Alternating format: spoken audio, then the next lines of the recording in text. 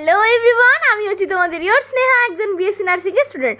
তো প্রথম দিনে কিন্তু বাড়ি এসে আমি ভাত ঘুম একটা দিয়ে তারপর বিকেলবেলায় উঠে গেছি কি খাবো বলে। তো মা এখানে ফ্রিজ থেকে বার করিয়ে বললো, নে এতগুলো গাজর আছে, বানা গাজরের হালুয়া। তো আমিও লেগে পড়লাম গাজরের হালুয়া বানানোর জন্য। প্রথমে কিন্তু গাজরগুলোকে ভালোভাবে গ্রেট করে নিয়েছি, তারপর এই দেখো এখানে কিন্তু কড়াইতে একটু ঘি দিয়ে দিলাম তেজপাতা, তারপর দিয়ে দিলাম গাজরগুলো আর দিয়েছিলাম অল্প করে একটু নুন।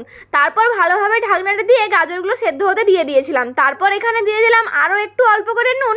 বলো তো, বাড়ি তো এসছি কিন্তু ভিডিওগুলো যে তোমাদের সাথে সঙ্গে সঙ্গে শেয়ার করতে পারবো না, এটাই অনেক দুঃখের, কারণ এখানে নেটের অবস্থা খুবই খারাপ।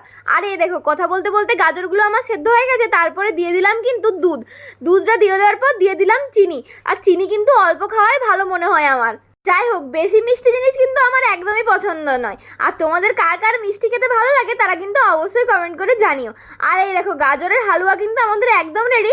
আমি কিন্তু একটু ঝোল ঝোল অবস্থাতেই রেখেছি, কারণ গরম হলে এটা কিন্তু অলরেডি টেনে নেবে।